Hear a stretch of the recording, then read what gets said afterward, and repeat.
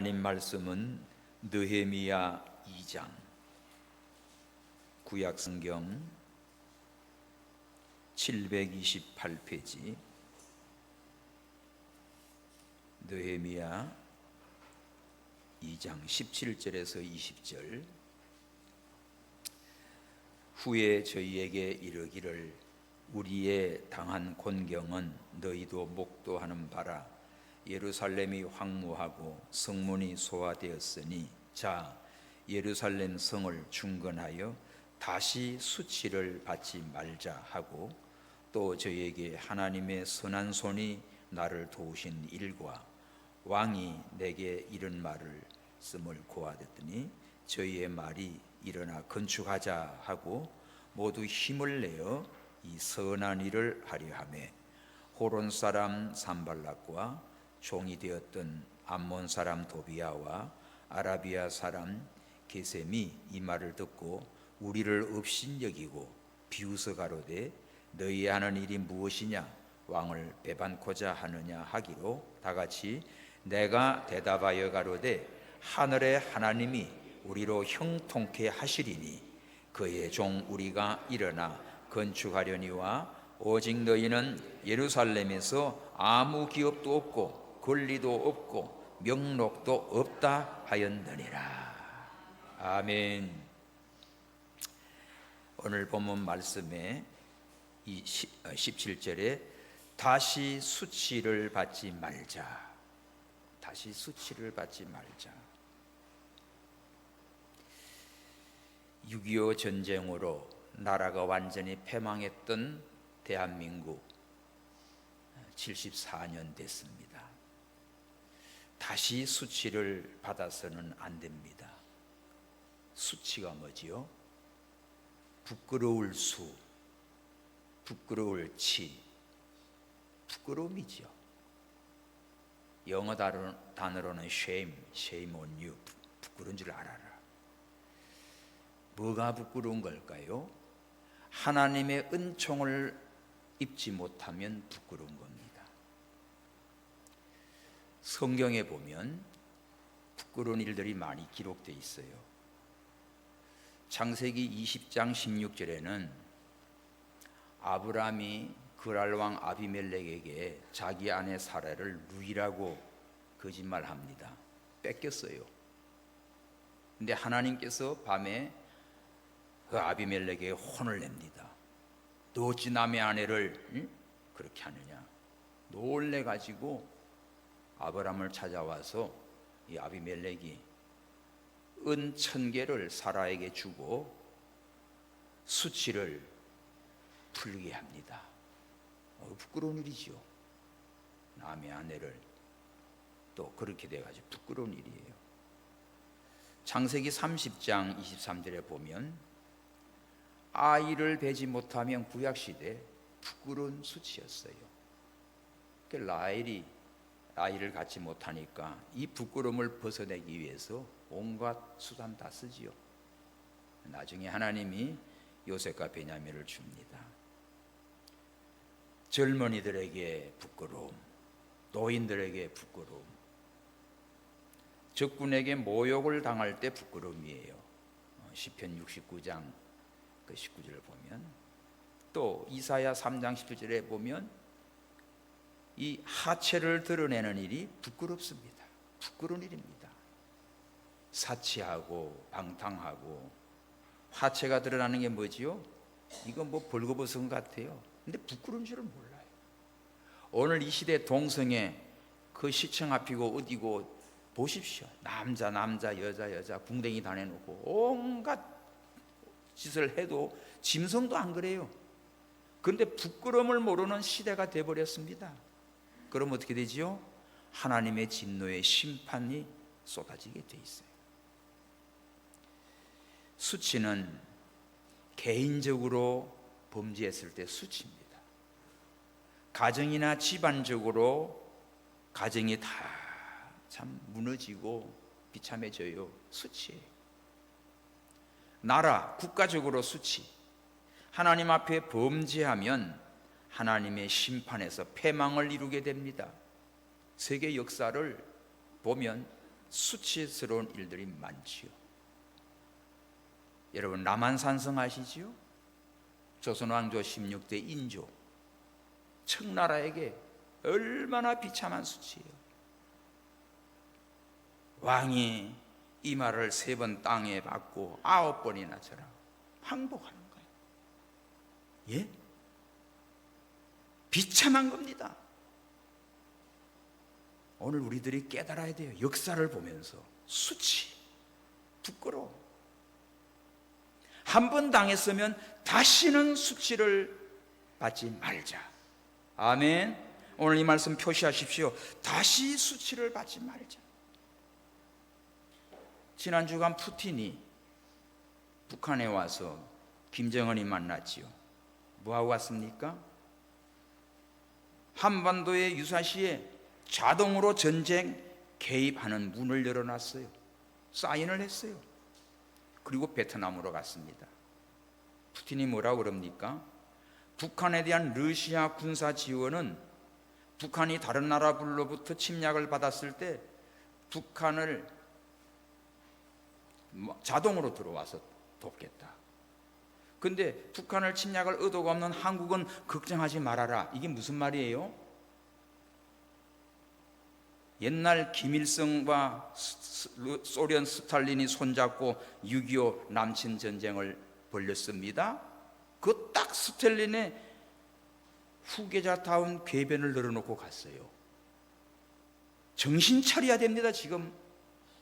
그러면 지금 20일 푸틴이 한국이 우크라이나 적의 살상 무기를 지원한다면 큰 실수할 거다, 또 이런 소리를 엄포를 놔요.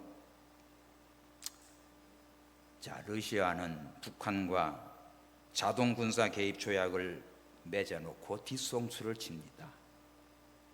세계 질서를 유린하는 북한, 중국, 러시아, 이들은 다 핵을 가지고 있어요. 이 가운데 이마 머리를 맞대고 있는 대한민국만 핵이 없습니다. 이런 가운데 우리가 있는 거예요. 우리 주변에 우리를 도와줄 우방이 있습니까? 일본이 좋아해요? 북한이 한민족입니까? 중국이 우리 편입니까? 6.25 때 얼마나 많이 인해 전술로 와가지고 그러지 않았습니까? 중국 역사를 가보면 완전히 한국 뭐 자기 거야. 소련 죽어보십시오. 이제 지금도 현실입니다. 하나님이 우리나라를 불쌍히 여기시고 살려서 6.25 전쟁에서 부산만 남았던 이 나라를 이만큼 하나님이 챙겨주신 거예요. 다시 수치를 받지 말자. 오늘 이 말씀은 배경이 이스라엘 역사예요. 이스라엘이 북쪽 이스라엘 왕국은 BC 722년 아수르에서 사마리아가 멸망을 당했어요. 남쪽 유다는 BC 586년 바벨론에서 예루살렘이 멸망을 당했습니다. 그리고 70년간 나라가 다 무너지고 바벨론의 포로가 되어서 비참한 역사를 지내왔지요. 그래서 70년이 참에 하나님의 예언대로 포로에서 해방을 시켜 예루살렘으로 귀환합니다. 3차에 걸쳐서 귀환을 해오는데 1차 귀환이 BC 537년 고레스 왕 때 귀환 조치 명령을 내리죠. 너희는 다 유다로 올라가서 예루살렘 성전을 지어라. 그때 스룹바벨 총독이 인솔해서 1차 포로 귀환을 합니다. 그리고 2차 귀환은 BC 458년 페르시아 아닥사스다 왕 6년째, 그때 에스라가 인솔자가 되어서 2차 포로를 데리고 와요. 그리고 3차 귀환은 BC 444년 아닥사스다 통치 20년째입니다. 오늘 본문에 기록된 느헤미야가 인솔해서 예루살렘으로 귀환합니다.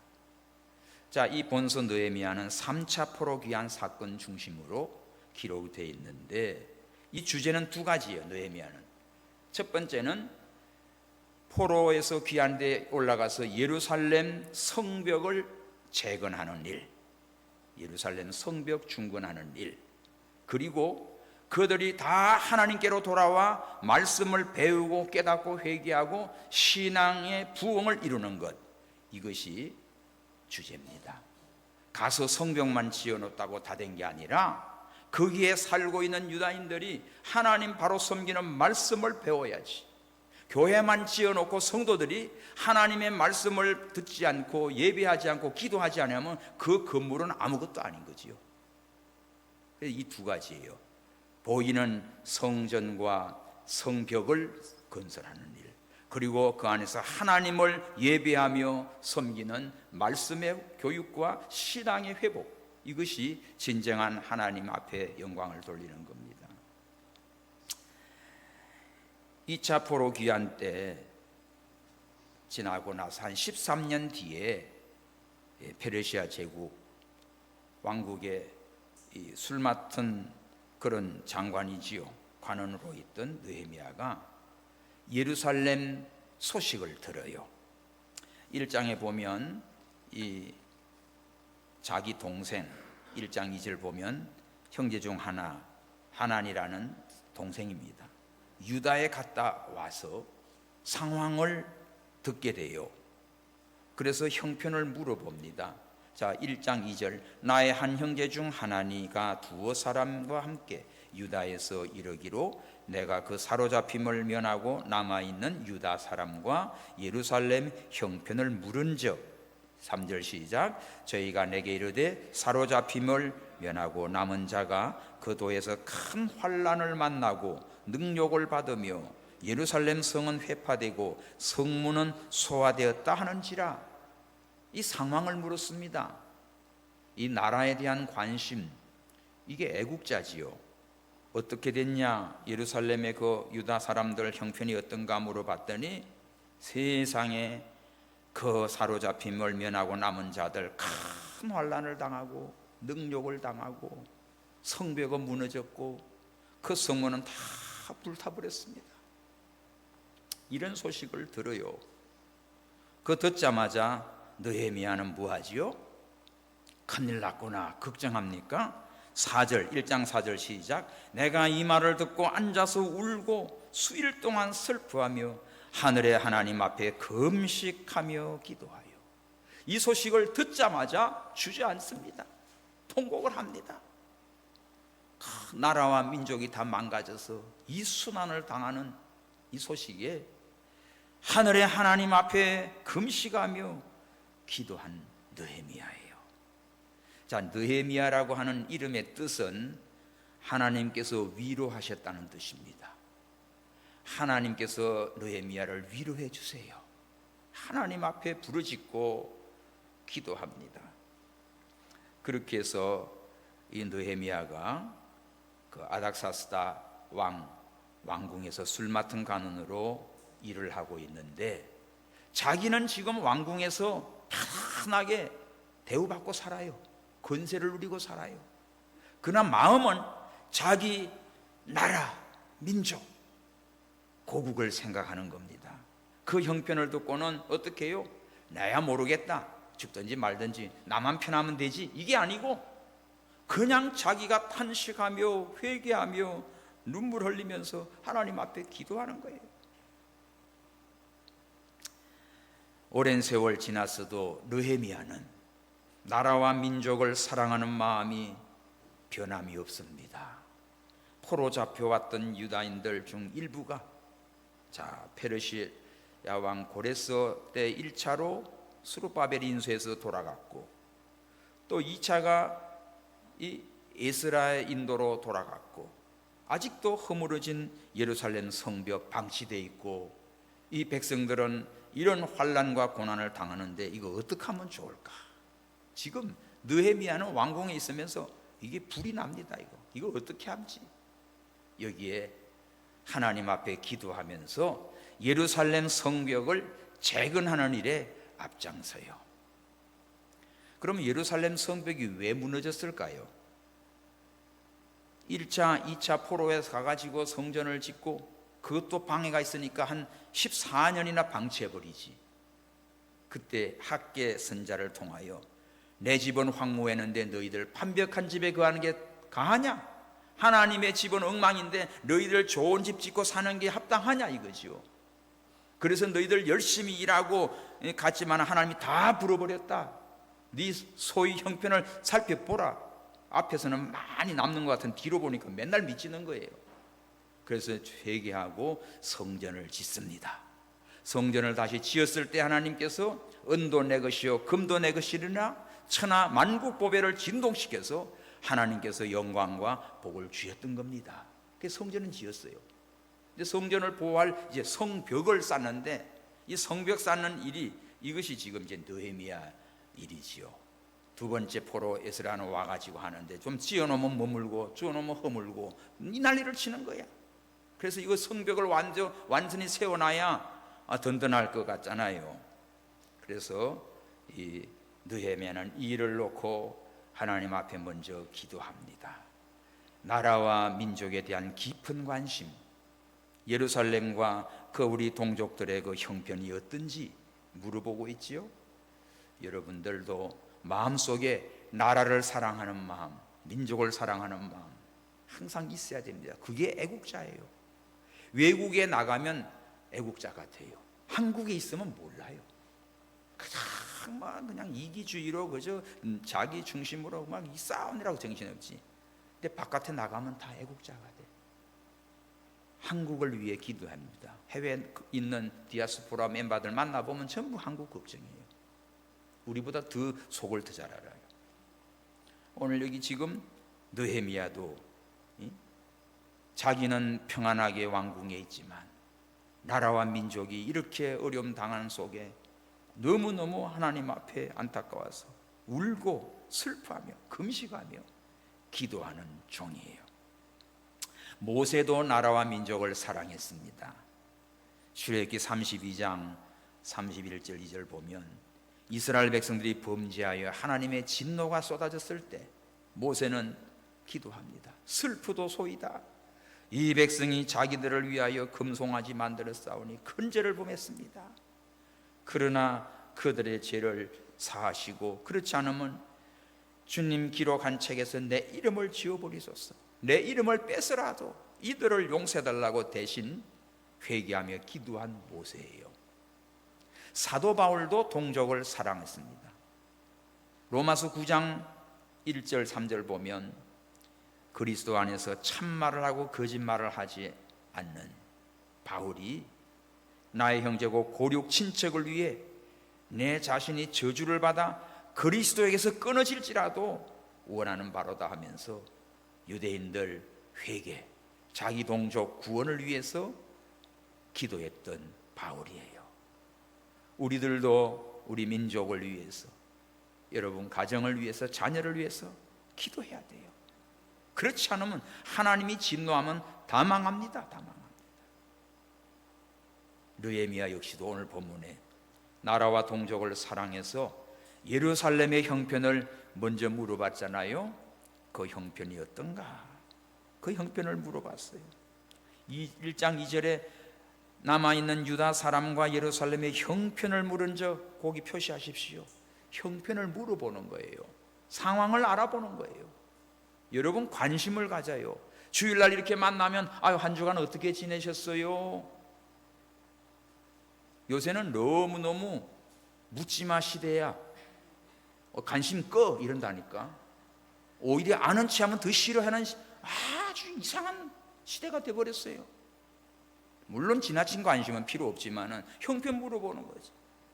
좋은 일 있으면 얘기하고 어려운 일 있으면은 함께 기도해 주십시오. 위로해 주십시오. 사랑이 식어집니다. 점점 갈수록 사랑이 식어지니까 관심도 없어요. 나만 잘 나가면 돼. 아나무인이에요.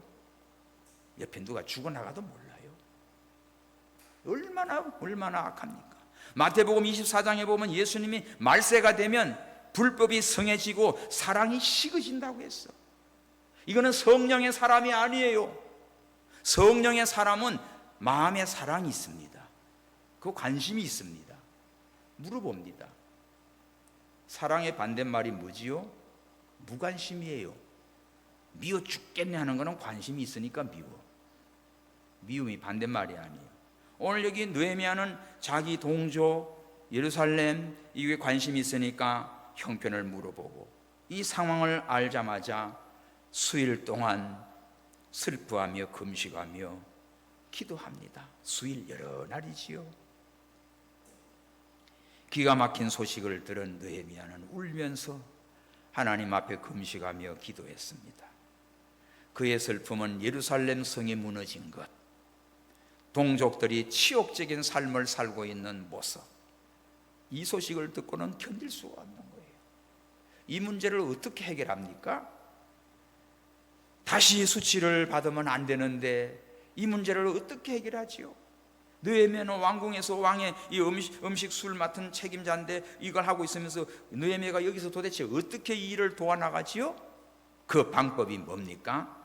첫 번째가 기도였습니다. 이 문제를 하나님 앞에 가지고 나갔어요. 그래서 오늘 우리가 다시 수치를 받지 않으려고 하면 뭐부터 해야 됩니까? 하나님께 기도하라. 먼저 하나님께 기도하십시오.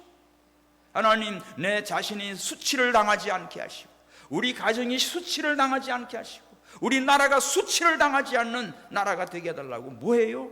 하나님께 기도하십시오. 기도해요.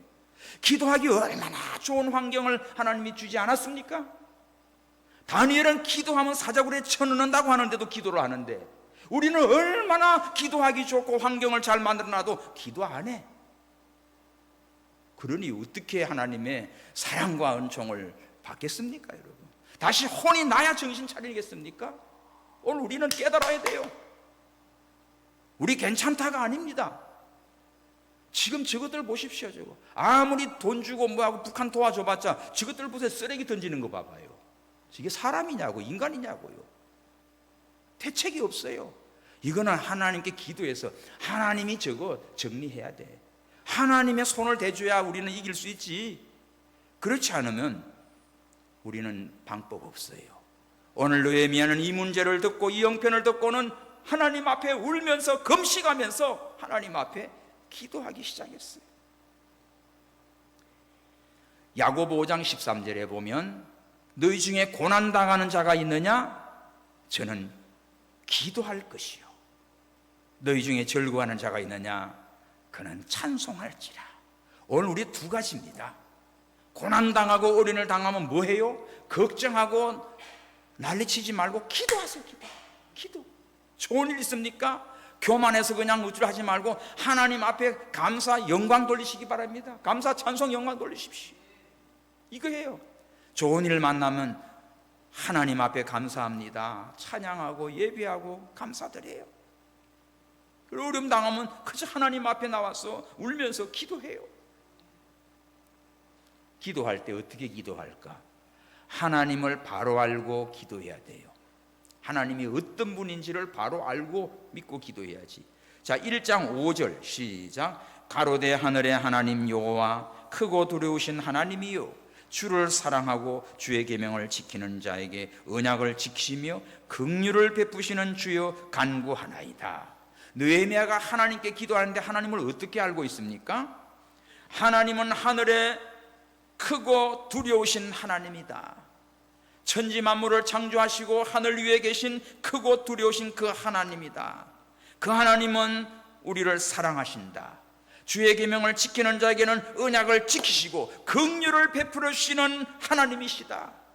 약속을 지키시는 하나님이시다. 능력이 하나님을 믿고 그 하나님 앞에 기도하는 거예요. 기도하라면 그냥 막연히 아이고 하나님이여 뭐야 하지 말고 오늘 느헤미야는 확실하게 하나님을 알아요. 크고 두려우신 하나님, 주를 사랑하고 계명을 지키는 자에게는 반드시 하나님의 언약을 지키시고 긍휼을 베푸시고 구원하시고 축복하시는 하나님을 믿고 기도하는 거예요. 마냥 슬퍼하면 안 되지. 계속 질질 짜고만 있으면 안 되지. 오늘 느헤미야는 주체할 수 없는 자기 감정을 쏟아놓는 게 아니고 자신의 기도를 듣고 계시는 하나님, 과연 능력의 하나님, 그 하늘에 계신 하나님, 반드시 우리를 사랑하시고 용서하시고 순종하는 자에게 언약을 지키시고 긍휼을 베푸시는 그 하나님을 믿고 기도했습니다. 전능하신 하나님 아버지를 믿고 신실하신 하나님을 믿고 자비로우신 하나님을 믿고 반드시 구원하시는 하나님을 믿고 기도하시기 바랍니다. 하나님을 막연하게 믿지 마세요. 창조주 하나님, 구원의 하나님, 능력의 하나님, 나를 사랑하시는 그 하나님을 믿고 기도하십시오. 그리고 어떻게 기도해요? 자기 죄를 회개하면서 기도했어요. 1장 4절에 보면 느헤미야는 이 소식을 듣고는 그저 자기가 슬퍼합니다. 앉아서 울고 수일 동안 슬퍼하면서 하나님 앞에 금식하며 기도합니다. 그러면서 6절 보세요. 시작. 이제 종이 주의 종 이스라엘 자손을 위하여 주야로 기도하오며 이스라엘 자손의 주 앞에서 범죄함을 자복하오니 주는 귀를 기울이시며 눈을 여시사 종의 기도를 들으시옵소서. 나와 나의 아비 집이 범죄하였습니다. 거기 표시하십시오. 느헤미야는 사실 바벨론에서 태어나가지고 이 바벨론에서 지금 페르시아 시대의 왕궁에서 이렇게 참 귀한 출세한 사람이에요. 그런데 자기가 범죄한 것처럼 고백을 하는 거야. 예루살렘에서 범죄하고 우상 숭배하고 안식일 범함으로 하나님께서 진노하사 바벨론에 다 망했거든요. 그럼 느헤미야는 자기가 상관없어요, 사실은. 그런데 오늘 느헤미야는 이 자기의 죄로 끌어들여서 자기 아비의 죄를 가지고 하나님 앞에 회개하는 기도예요. 오늘 우리 깨달아야 됩니다. 네 잘못은 네가 다 당해. 그게 아니라 아버지 용서하옵소서. 하나님 아버지요, 내가 잘못했습니다. 내 죄입니다. 우리 아버지의 죄입니다. 이렇게 자신의 죄로 생각하고 회개하면서 하나님 앞에 기도하는 이런 느헤미야입니다. 여러분, 6.25 전쟁 터졌을 때 우리나라 상황에 상상이 안 가지요. 그때 낙동강 방어선이 뚫리면 대한민국은 지구상에 없어집니다. 그 당시에 부산 초량교에서 250명의 목사님들, 성도님들이 모여서 나라를 구해달라고 눈물 흘리면서 하나님 앞에 간절히 기도했습니다. 그 기도를 들으시고 인천 상륙작전 메가더 장군이 도착한 거예요. 우연한 게 아닙니다, 여러분. 메가더 장군은 일본 오키나와 저 있으면서 여기 한반도 관심 없어요. 하나님이 움직여 주신 거예요. 오늘 기도는 하나님이 들으십니다. 그때 기도에 참여했던 그 장로님의 간증이 기록이 있어요. 박영록 목사님이 설교를 하건대 일제시대 때 교회 지도자들이 우상 앞에 머리 숙인 죄를 용서해 주옵소서. 뭐지요? 신사참배한 죄 회개한 거예요. 6.25 터지는 날, 그 전에 보면 조선 기독교에서는 일본 신사참배 그거는 국가의식 의례지 우상숭배가 아니다 이렇게 해가지고 신사참배를 허용해버렸어요. 이렇게 타락이 된 겁니다. 그리고 군대는 전부가 다 성진해가지고 그 전날 전부 다 먹고 마시고 다 휴가 가고 이런 시간이에요. 그때 6월 25일 날 주일날 이렇게 스탈린과 김일성이가 탱크 몰고 내려온 겁니다. 어떻게 2, 3일 만에 다 점령하냐고요. 그런데도 이 멍청한 것들은 뭐예요? 우리 남한이 위로 북침했대. 얼빠진 것들 때문에 이러면 정신 나가지다. 지금 북한에서 고위직들이 왜 자꾸 탈북해 옵니까? 다 왜 나옵니까? 다 오늘 우리가 정신 차려서 나라를 바로 알고 하나님께 회개하고 기도해야 돼요. 그때 해방 후에 신앙이 회복되고 죄에 대해서 반성하고 통해 기도가 부족한 것을 우리 회개합시다. 목사님들 설교 그렇고 그때 초량교회 곽원섭 장로님이 이런 걸 증언했습니다. 목사님들은 6.25 동란을 우리가 범한 죄에 대한 하나님의 진노의 칼이라며 회개하라고 말씀하셨습니다. 이게 기록이 남아 있어요. 오늘 6.25 전쟁은 그냥 터진 게 아닙니다. 범죄함으로 이 나라를 하나님이 징계하신 거였어요. 그런 중에도 하나님 살려주옵소서, 우리 죄를 용서하시고 살려주옵소서. 그 부산 초량교에서 그 기도 소리를 들으시고, 하나님께서 인천 상륙작전 이렇게 미군을 보내줘가지고 치고 올라가지요. 그래서 중간에 치고 들어가니까 이 남쪽에 여기 뭐예요? 공산당들이 많이 있는 거예요. 빨치산이고 뭐고 다 이런 것들. 그래서 이 나라가 복잡한 겁니다. 중간 딱 잘라놓으니까 올라간 것도 있고 못 올라간 것도 있고 그러지요. 여러분들이 이 상황을 아셔야 돼. 왜 나라가 어지러운가를. 하나님이 사랑하사 대한민국 보호하사 우리나라 만세 있죠? 애국가도. 하나님이 보호해 주지 않으면, 하나님이 지켜주지 않았으면 대한민국 없어요.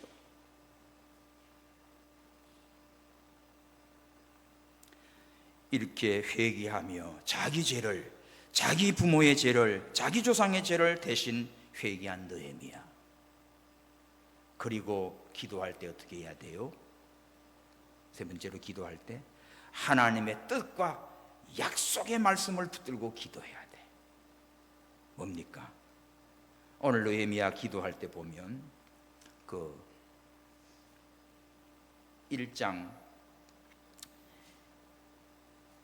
8절에 보면 옛적에 주께서 주의 종 모세에게 명하여 가라사대 만일 너희가 범죄하면 내가 너희를 열국 중에 흩을 것이고 만일 너희가 내게로 돌아와 내 계명을 지키면 너희 쫓긴 자가 하늘 끝에 있을지라도 내가 거기서부터 다 모아 내 이름을 두려고 택한 곳에 돌아오게 할 것이다.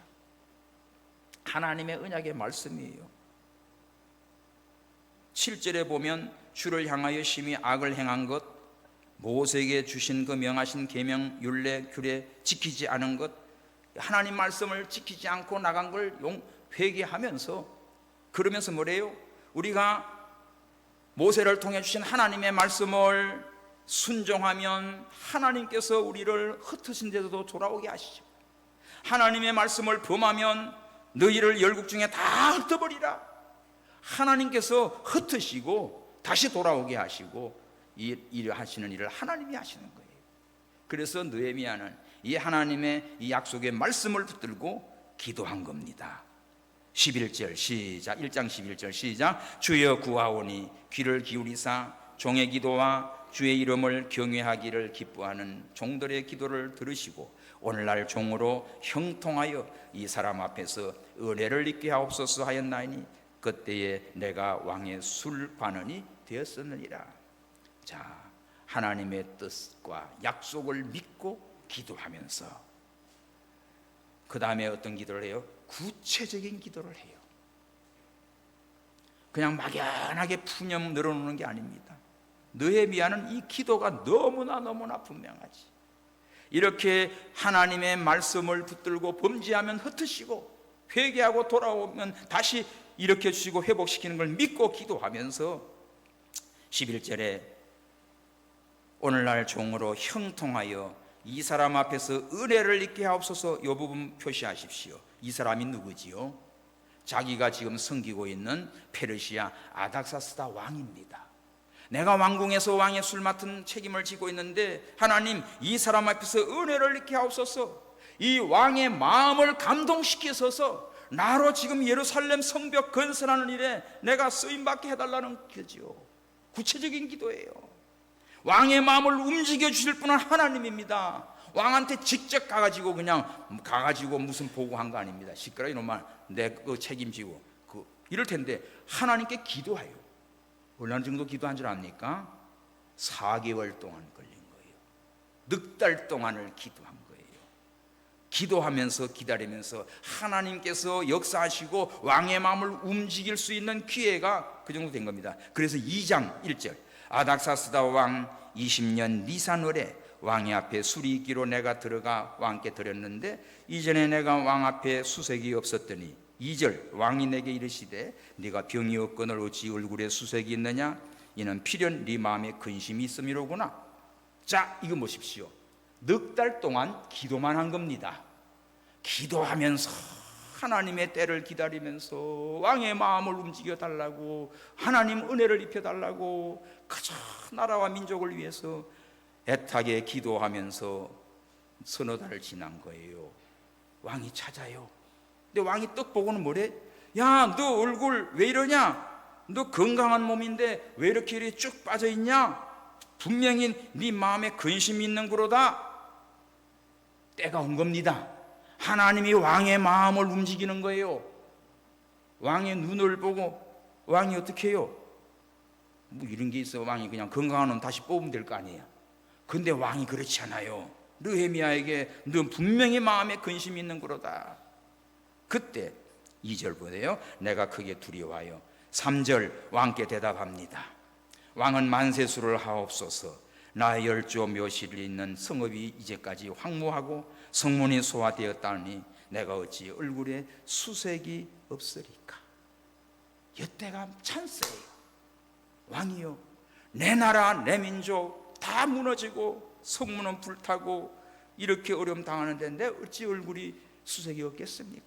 나는 왕궁에서 왕의 사랑을 받고 있지만 내 민족은 이 난리가 나 있는데 어떻게 내가 가만히 있습니까? 그러니까 왕이 물어요. 자, 2장 4절입니다. 시작. 왕이 내게 이르시되 그러면 네가 무엇하기를 원하느냐 하시기로 내가 곧 하늘의 하나님께 묵도하고. 왕이 묻지요. 그러면 내가 너한테 어떻게 해주면 좋냐? 이야, 왕이 먼저 물어요. 내가 어떻게 너를 도와주면 좋겠냐? 이때도 느헤미야가 뭐합니까? 즉시 왕한테 대답하지 않고 그 순간에도 하늘의 하나님께 묵도합니다. 이 부분 줄치십시오. 왕이 이런 질문을 할 때 옳거니 왕이요, 막 이게 뭐 지원 좀 해달라고 말부터 할 수 있는데 그 순간에도 하늘의 하나님께 묵도하는 것, 하나님과 늘 교통하는 믿음을 가지고 있는 거예요. 성령의 인도를 받는 사람이에요. 무엇이나 말하고 뭐하고 약속할 때도 그냥 툭 해놓고 나중에 보니까 사고가 났어. 그러지 마시고 오늘 느헤미야는 얼마나 모든 것이 심사숙고하면서도 기도하면서 왕이 이런 질문을 할 때 야, 때가 됐구나. 왕이요, 뭐 돈도 주시고 뭣도 주시고 뭐 해주시고 막 이러는데 그렇게 금방 떨지 않아요. 하늘의 하나님께 묵도하면서 하나님, 이때 내가 어떻게 대답하면 좋아요? 이 차 있었는데 어떻게 하면 좋아요?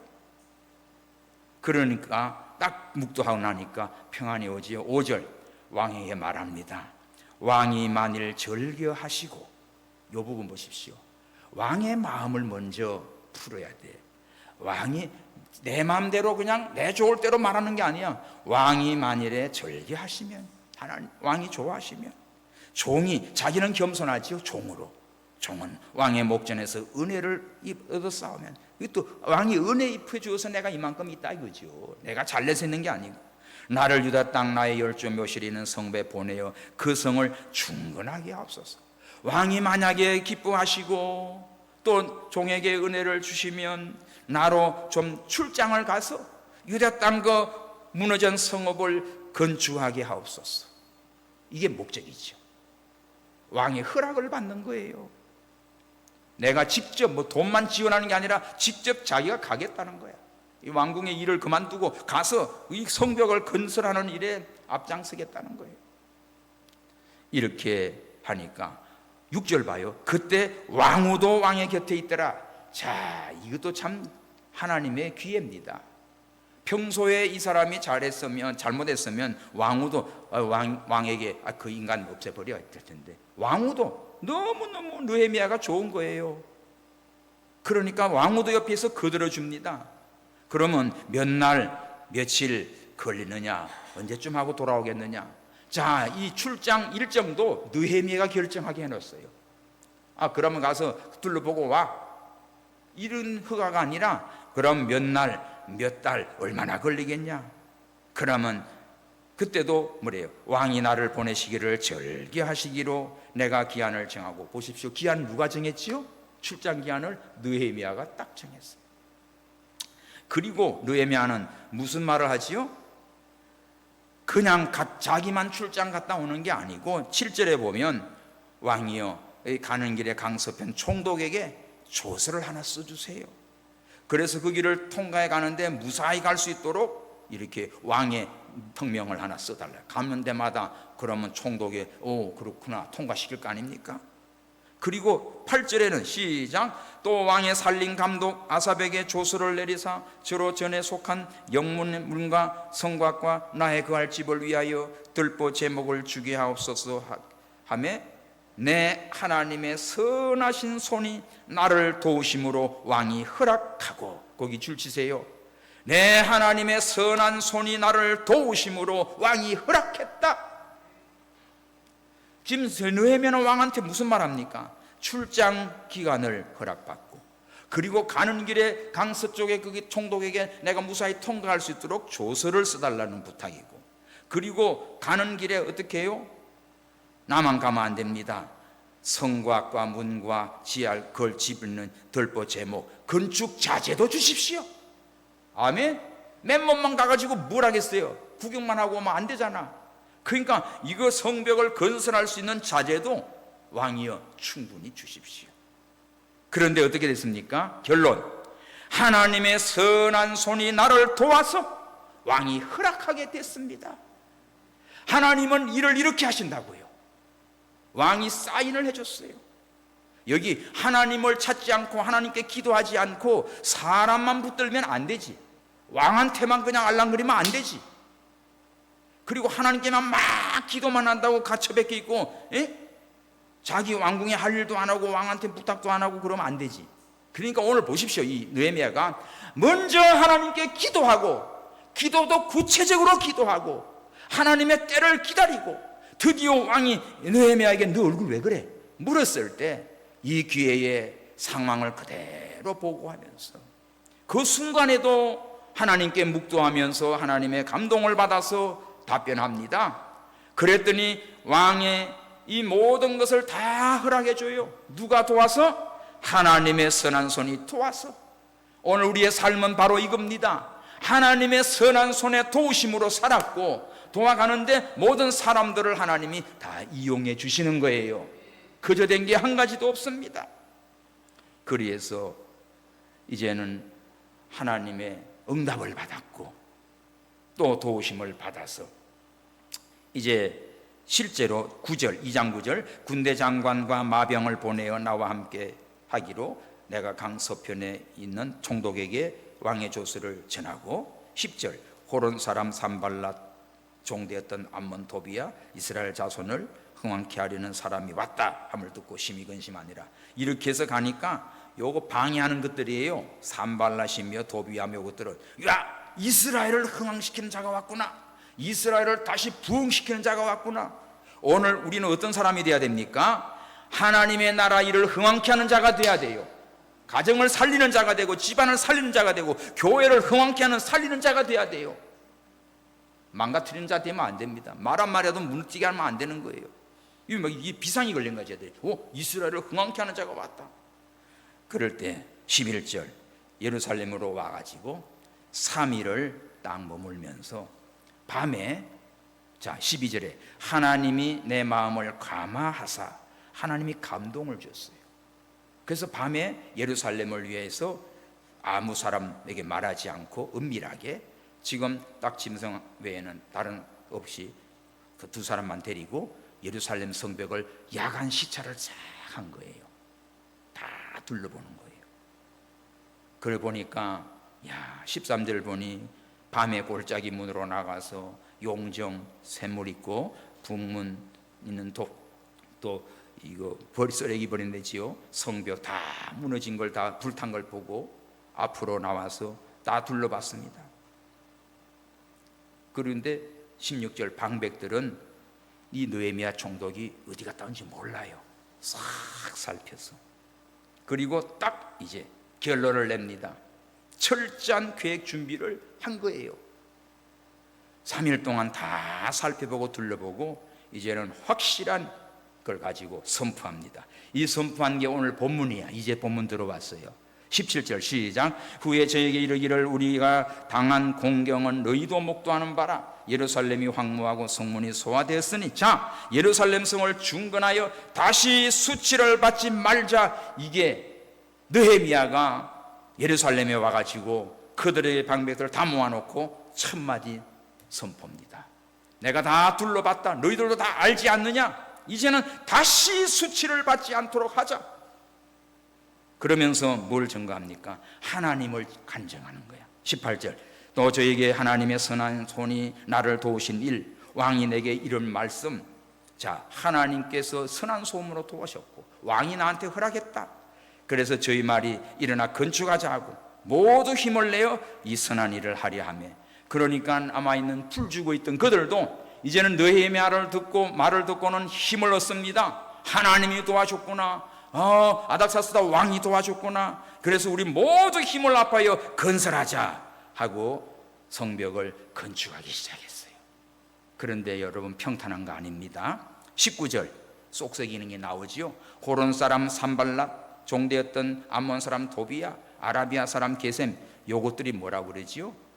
이 말을 듣고 성벽을 다시 건축한다는 소식을 듣고는 업신여기지요. 비웃지요. 왜 지그들이 다 무너뜨렸거든. 근데 또 세운다고? 웃기고 있네 요것들. 이러면서 야 너희들 그 왕을 배반하려고 하느냐? 막 이상한 말로 지금 욕을 하고 비웃고 비난하고 무시하고 나옵니다. 그때 외치는 한마디요. 마지막 절 시작. 내가 대답하여 가로되 하늘의 하나님이 우리로 형통케 하시니 그의 종 우리가 일어나 건축하려니와 오직 너희는 예루살렘에서 아무 기업도 없고 권리도 없고 명록도 없다. 얼마나 멋있습니까? 오늘 느헤미야는 뭐 했습니까? 담대했습니다. 하늘의 하나님이 우리로 형통케 하신다. 우리 다 일어나서 건설한다. 그러나 너희들은 국물도 없다. 그리하여서 52일 만에 이 무너진 예루살렘 성벽을 완공합니다. 할렐루야. 성도 여러분, 다시 수치받는 일 하지 마시고 하나님의 영광을 빼앗기지 않는 자 되십시오. 어떻게 하면 됩니까? 느헤미야처럼 기도부터 하십시오. 그리고 준비하십시오. 그리고 선하신 하나님의 도우심을 구하십시오. 반드시 하나님이 역사해 주셔서 모든 영광 하나님께 돌리고 승리할 줄 믿습니다. 기도합시다. 하나님 아버지 감사합니다. 예루살렘이 회파되고 무너진 지가 오랜 세월, 아버지 얼마나 부끄럽고 수치를 당했는데 하나님 다시는 수치를 받지 말자. 오늘 느헤미야를 통하여 이 메시지를 오늘 우리가 받았습니다. 대한민국 다시 수치받는 나라가 되지 않게 하시고 우리 성도들 수치당하는 성도가 되지 아니하고 우리 교회 수치당하지 아니하고 하나님의 영광이 충만한 교회와 우리 성도들과 가정과 우리 대한민국 되게 하여 주시옵소서. 다시 오실 예수님의 이름으로 기도하옵나이다. 아멘.